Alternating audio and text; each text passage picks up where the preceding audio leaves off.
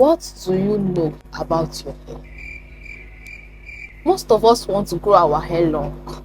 We want waist length, hip length, hair length that is reaching your leg, yet you know jack. You know nothing, nada about your hair. By the end of this video, you should be able to figure out what your hair is all about, where your hair falls under, the texture of your hair, the density of your hair, the porosity of your hair, the structure, the consistency, what treatments good for your hair. At the end of this video, I have 4 golden points that will change your hair game, level it up. So yeah, you do not want to miss any points.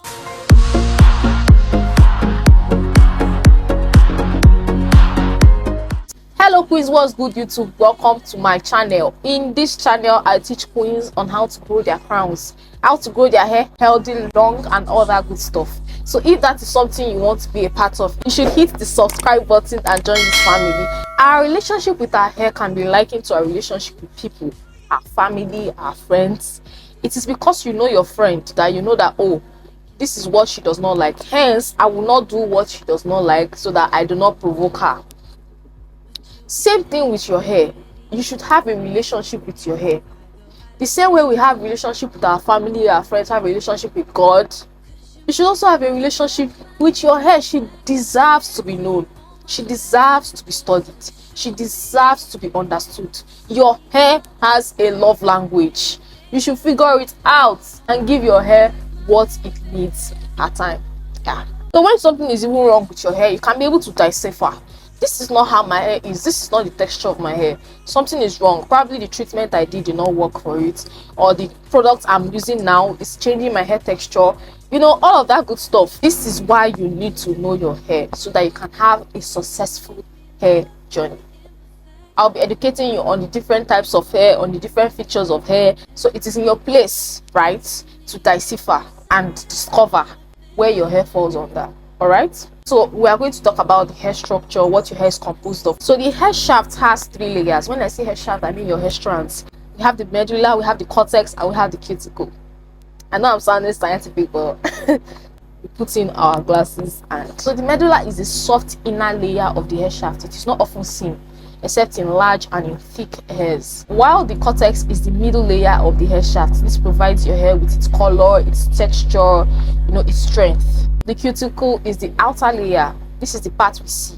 It is transparent, it is thin, it is colorless. It is the part that protects the cortex. The cortex is the main hair. Did you know about 95% of the human body is covered up with hair? That is to show how hair is so important.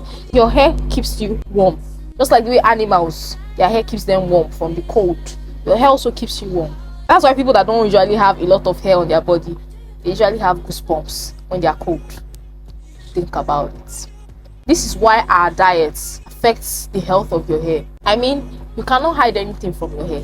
If you are not taking care of your body, it will show in your hair. Your hair will just be breaking off. If you are not eating well, you are not eating nutritious meals, you are not eating a balanced diet, you will see it. Your hair will just be telling you what is going on in your inside. So that is why you should take out time to feed well, take care of yourself, to reflect in your hair strands. Protein is the building block of your hair. Your hair is made from protein, keratin, and sulfur. So when the inside of you lacks protein, when the inside of you lacks keratin, lacks sulfur, what do you expect? You just see that your hair is scanty, it's beginning to fall off. So you should invest in eating protein like fish, egg. You can see how learning about your hair is beginning to tell you what you should invest in diet wise. So moving on to our curl pattern or curl shape or curl whatever. I know we're Africans here. Most of the hair we see here in Nigeria, apart from relaxed or palmed hair or processed hair, the hair is usually coily, it's usually kinky. We are usually in the 4 type 4 kind of hair. Your curl shape or your curl pattern depends on your hair follicles. It depends on the shape of your hair follicles. If your hair follicles are round, like the rounder your hair follicles, the straighter your hair strands, and the flatter your hair follicles, the coilier or the coily or the more coily your hair strands are gonna be. So that is why genetics play a huge role into how your curl pattern is gonna be like. Obviously, it is the mother that gave birth to me, my mama, my sweetheart. It is a type of hair follicles I have on my hair. So what do you expect? That is why Nigerians will always give birth and the same kind of hair pattern flows from generation to generation, while the whites, they keep giving birth generation after generation. Their hair follicles are the same because their hair follicles are producing straight hair. The more you learn about your curl pattern, the more you understand how to treat, protect, and take care of your curls. Because I hate it when my hair is not giving me my normal curl pattern. If it's looking too straight, it's a problem. I love my curls, and if it's looking too coily, it's also a problem because my hair will be getting too tangled. It's totally normal to have more than one curl pattern. Some people have a combination of 4C and 4B. Some people have a combination of 4A and 4B curl patterns. Don't worry, you'll soon get to understand all these numbers and letters I'm putting together. This combination is due to things that have happened to your hair over time. It could be due to damage, over styling, product build-up, product weighing down the curls. So a lot of things. God. Whew. Let me concentrate. My mirror is distracting me. Over processing your hair, heat styling, heat treatments, different kind of things that can make your original curl pattern to start making way, to start slacking. It can also be due to genetics. Let's say your mom has different curl patterns. It can also affect your curl pattern as well. If you are transitioning from relaxed hair to natural hair, that one is a sure banker. Is a sure banger. You will surely have two curl patterns because the relaxed hair is up.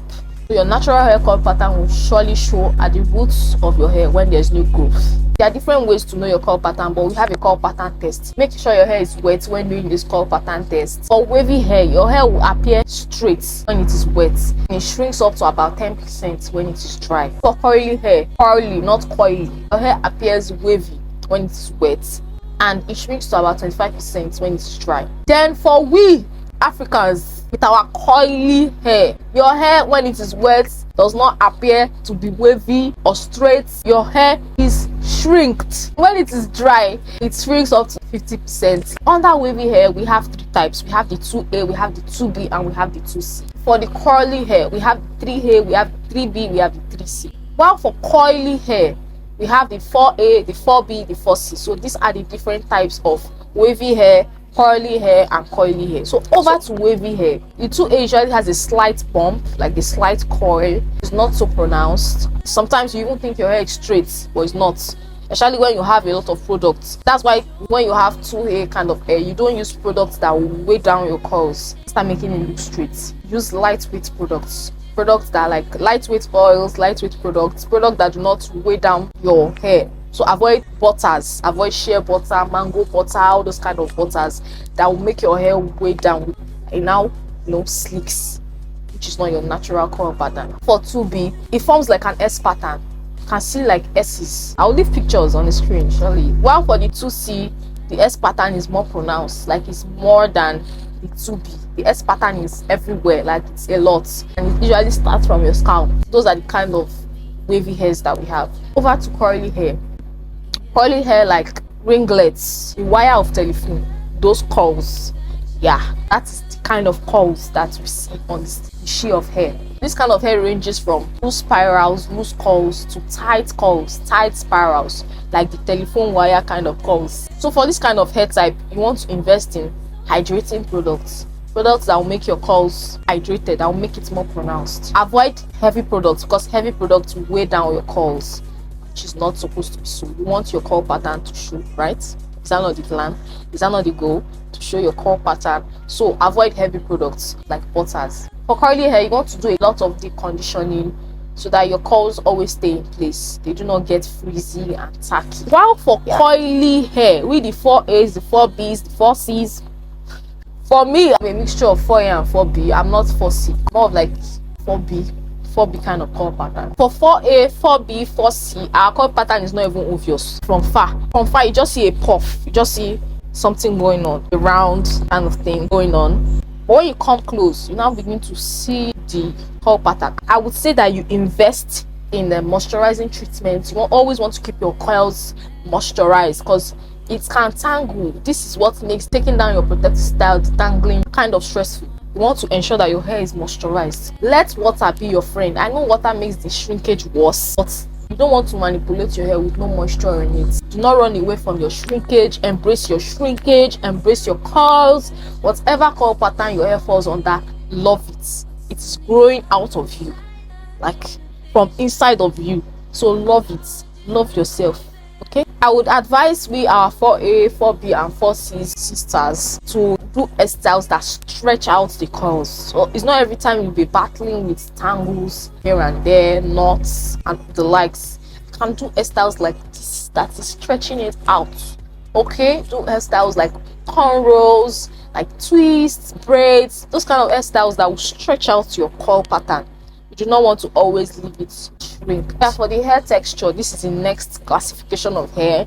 Hair texture is divided into fine, porous or medium. Fine in the sense that your hair strands are fine, they are sleek, they are silky, they are smooth, they don't have any roughness to it. Genetics play a lot into all this. It's how my mom's hair strands are, or my grandma's hair strands, my father's hair strands, and my hair strands would be most likely. But most times, these fine or smooth hair strands, they are usually the most oily strands, because it is so easy for sebum to move from the scalp to the strands. Sebum is the natural oil that your scalp produces to saturate and take care of your strands. It is so easy for the sebum to travel from your scalp to the hair strands, so they're usually shiny and oily. For this kind of hairs, you want to do hydrating treatment so that there can be a balance between the oils and moisture.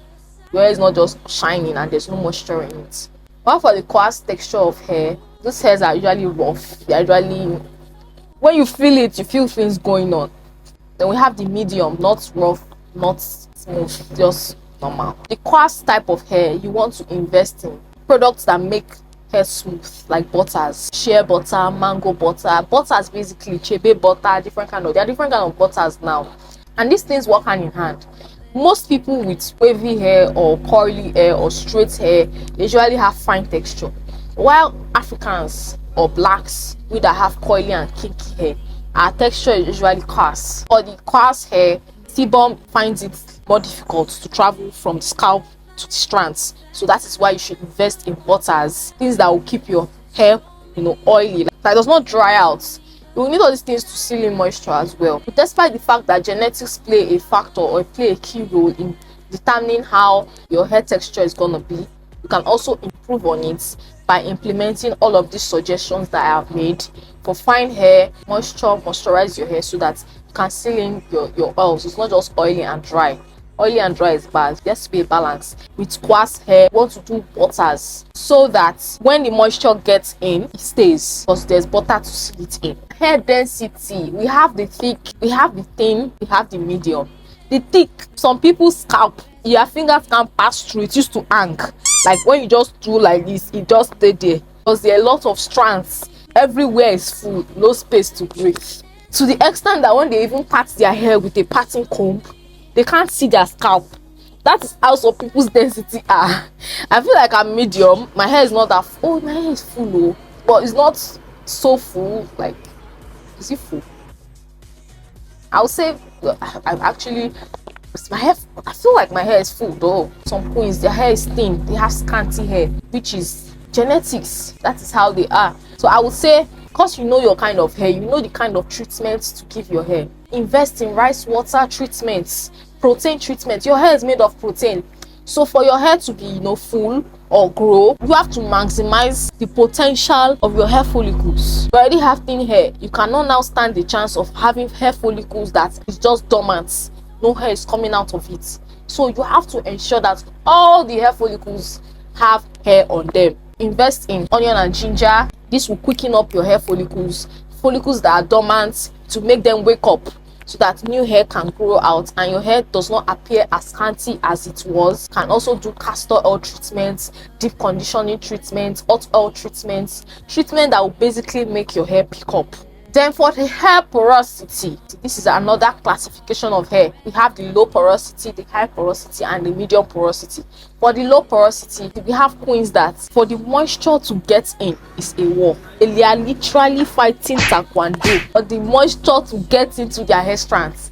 Like, they will just moisturize the hair and the water on the hair strand is just doing like this. It's not getting absorbed. You want to moisturize, like put in a lot of water. In fact, sometimes spray water on your hair, cover it so that breeze does not blow it. Let it sit, let it sip in, let it sink. And you can't even just spray water, you have to seal it in with oils, with butters. So that is where deep conditioning treatments come in. You have to invest in a shower cap, so that when you put in your treatments, your hair mask that is supposed to, moisturize your hair, nourish your hair, you don't just leave it out. It won't enter in, it won't seep into your hair strands, it won't do its work. So you have to cover it. Let heat push the moisture in. High porosity girls, water goes in and it easily goes out in the twinkle of an eye. Low porosity, mind you, when the moisture is in, it's in. It takes days to go out. But for high porosity kind of people, they have to moisturize their hair like 4 times a week. Please invest in butters that will keep moisture in, because you want to manage your moisture, you want to keep it in for as long as possible. Invest in products that will seal in the moisture. For medium porosity, I feel like I'm medium because it's not much of a struggle for me. Water goes in, stays. It's not to the extreme. You can either use oils or you can use butters.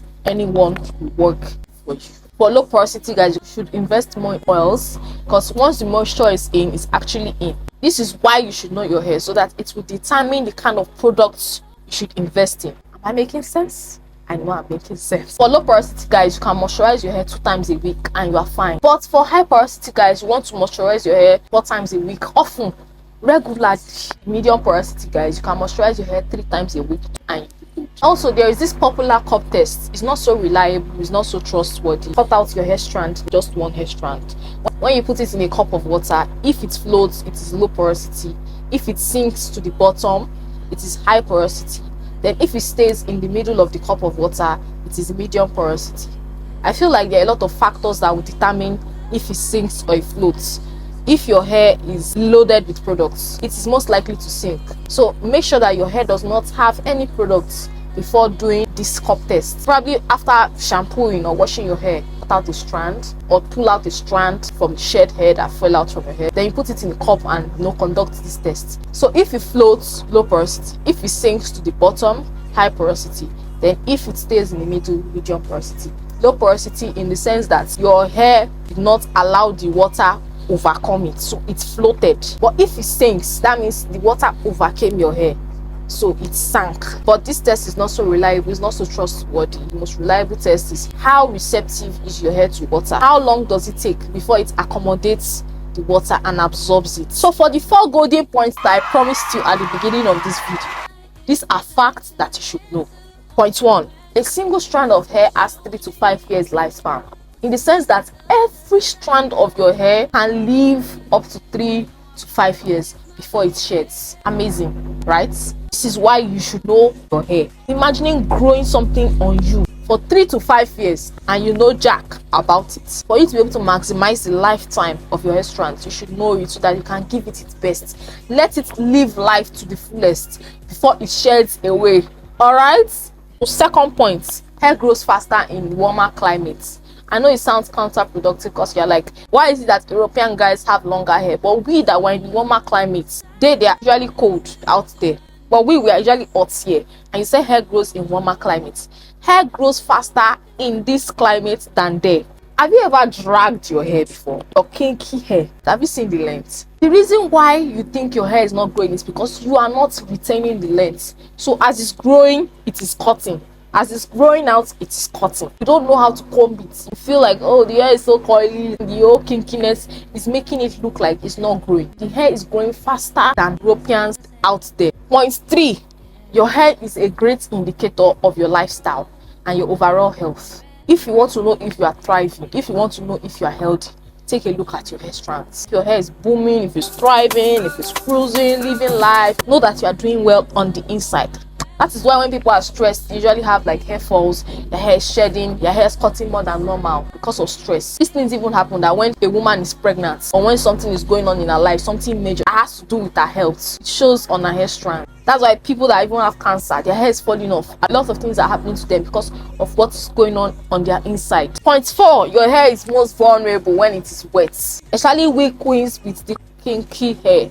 When you are detangling your hair and it is wet, you want to be careful. Don't just snap the comb through it and the hair is in tears. If our hair can talk, oh Jesus, it will be wonderful. You snap the comb through wet hair, you hear the sound. So please be careful with your hair when it's wet. It's very vulnerable at that point. You don't even need to do too much. Just handle it with care and you're gentle, and it will detangle. You don't need all that power. Avoid also drying your hair with a towel when it's wet. You carry towel and you're drying it. When you remove the towel from your hair, you see patches of your hair on the towel. It's cotton. Do not do all of that, okay? Allow your hair to dry or use a hair dryer. Do not use a towel to be. The surface of the towel is rough. You just finish tangling your hair, then you use a towel to tangle it back. Does it make sense? It does not. I know that with all these points and all these suggestions that I have made in this video, you and your hair will leave the talking stage and the getting to know me stage, enter into a serious relationship. Then eventually you and your hair will live happily ever after. If you stay to the end of this video, you are the real G. You are God's angel sent to me. Keep being a blessing in my life and keep being a blessing in other people's lives. I love you so much. I really appreciate. Please do not forget to like, share, comment, subscribe to this YouTube channel as usual. Do all of that good stuff, and I will see you in my next kisses. 'Cause I got you like you got me when the earth